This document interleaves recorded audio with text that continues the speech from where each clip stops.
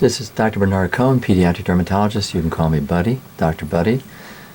And I'm Dr. Ellen Koch, also training in pediatric dermatology. And we're going to do Eczema 101 for parents and children. What is eczema? Well, eczema is a term that, for practical purposes in the medical world, is the same as atopic dermatitis. There is no specific diagnostic test. It is a clinical diagnosis. Who gets eczema?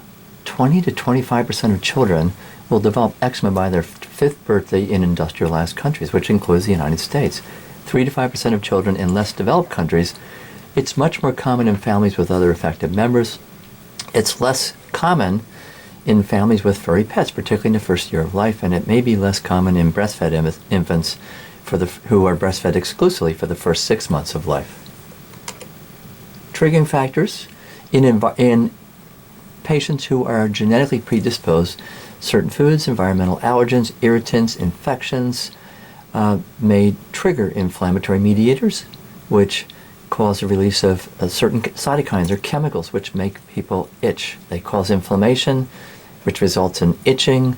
The itching results in scratching, which drives the itch-scratch cycle as shown here. Eczema basics. Irritants get on the skin. Moisture gets out because the barrier doesn't work well. The skin becomes irritated and dry, which leads to scratching. Scratching further damages the outer layer of the skin barrier with worsening of the condition, and this is the itch-scratch cycle. We're going to talk a little bit about the clinical characteristics of eczema. So as you'll see in the following photos, clinical presentations typically change with age. They are characterized by exacerbations and remissions, and our goal is to try to get the good days and the bad days to be closer to each other rather than having severe exacerbations with periods of remission. The skin is hyper-irritable, and when we use the term pruritus, which you'll hear frequently, that's the clinical term for something that's itchy. And again, as we just mentioned, scratching the skin maintains and drives more inflammation, which is commonly called, so eczema is commonly called the itch that rashes. So you can see here in an infant, the distribution of eczema is pretty widespread with sparing of the diaper area, often because that's the area that's covered 24 hours a day. Here you can see on the face, there's a classic eczematous dermatitis involving the cheeks and the lips of an infant. And finally, often there's some overlap with cradle cap, but you can see some eczema extending into the scalp in this baby. As our patients get older, the distribution changes. Classic involvement occurs on the back of the neck, on the arms, and on the backs of the legs, and including the ankles. Here's kind of classic involvement in a child with eczema in the antecubital fossa or the elbow crease.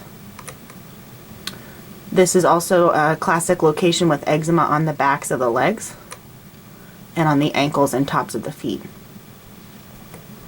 As you get older into adolescent and adulthood, again, there's more focus on the antecubital and popliteal fossa, which are the elbow creases in the backs of the knees, and involvement often on the hands and feet remains. You can see here there's involvement of the backs of the hand with some pigment changes from chronic inflammation.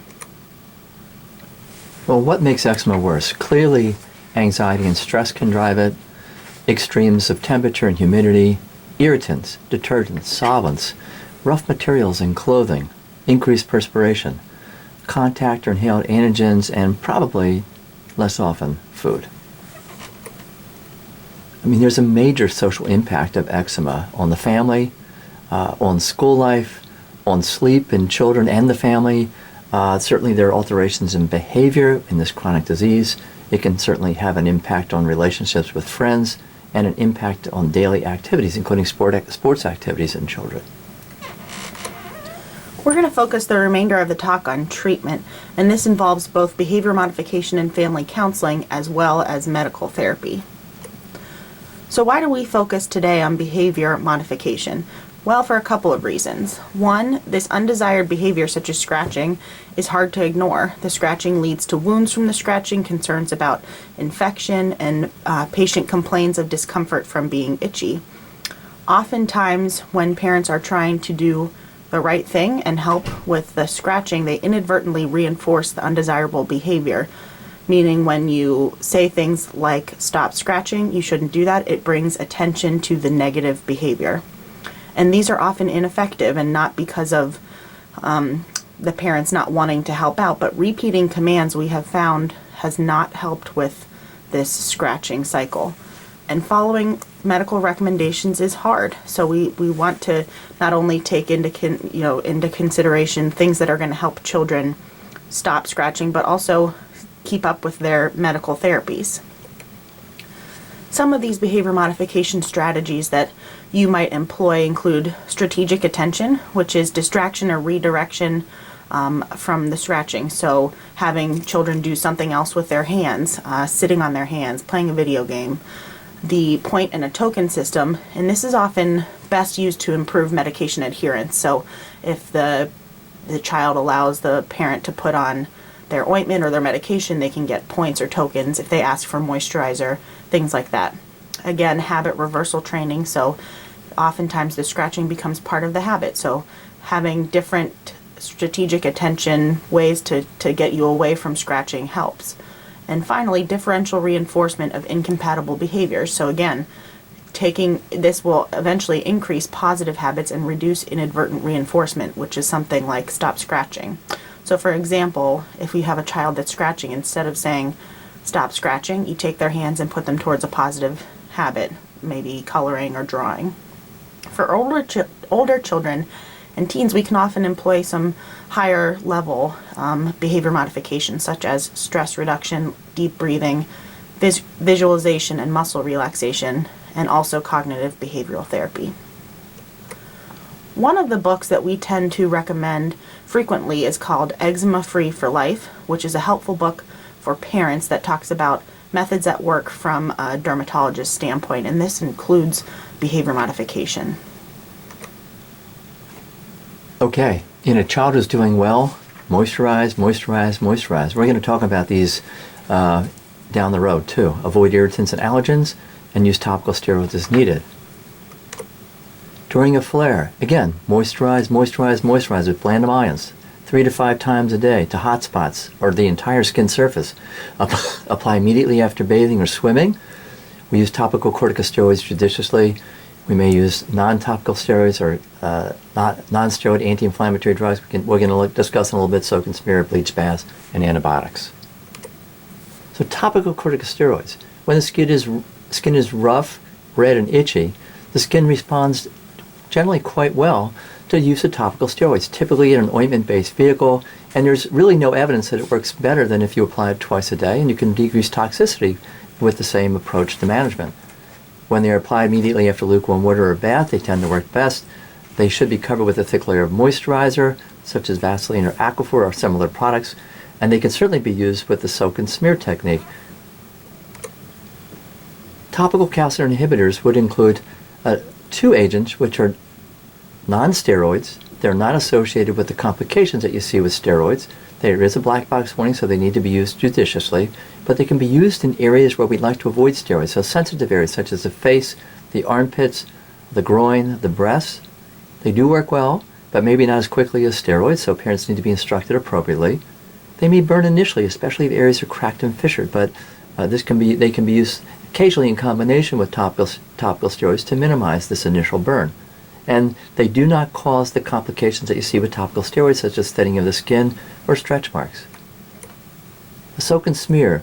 After bathing and before completely drying, we often have children, especially to hot spots, apply a thick lubricant. And this would include products such as the petrolatum or Aquaphor. They then are covered with a plastic wrap, which can be held in place with cotton gloves for the hands or an athletic wrap. Alternately, you can use a layer of damp pajamas and then cover these. But again, this is sometimes a problem, particularly in the winter. With bleach baths, there is some evidence that bleach can actually reduce colonization, particularly with staph. It's most useful, I think, in children and adults with moderate to severe eczema who have a tendency to develop infection, particularly with Staphylococcus aureus. Typically, the formulation is with regular bleach, a quarter cup in a full tub, 30 gallons of water. And children can soak in the tub for 20 to 30 minutes, although I'll accept 5 to 10 minutes, and we usually suggest this 2 to 3 times a week. In the summer, you can get the same effect by swimming.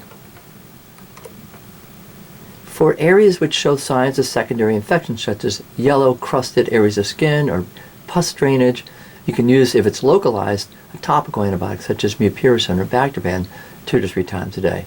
We tend to avoid Neosporin, polysporin, and other antibiotics which are associated with a high risk of sensitization and irritation. In children who have more widespread infection or cellulitis, we would consider using an oral antibiotic. This also will help to decrease the inflammation associated with the eczema. We wanted to quickly address some of the eczema myths that are often brought into our clinic with legitimate concerns from parents, and a few of those things are listed here. So the first one is that often patients and parents are concerned about the use of topical steroids, and when topical steroids are used appropriately, that is when there's a flare of rough red skin and are mid-potency steroids and appropriate use, they're very safe and actually are our mainstay of therapy for eczema. Another myth is that oral steroids are used routinely for eczema when it flares. We never use oral steroids in children with eczema.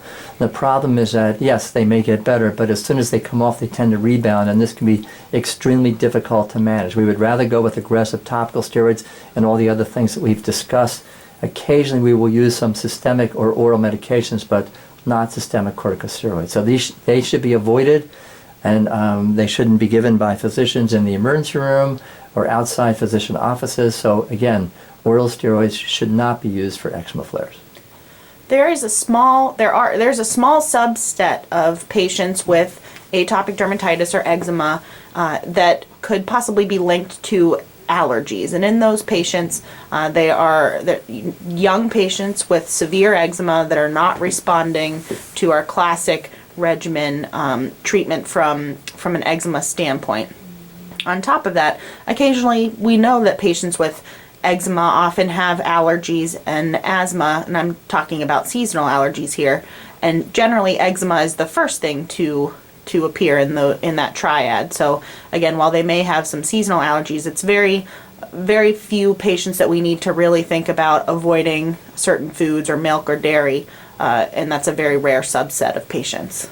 Another myth which we'd like to debunk is that you should stop your medications when you go for your doctor's visit so your doctor can see how the true rash is.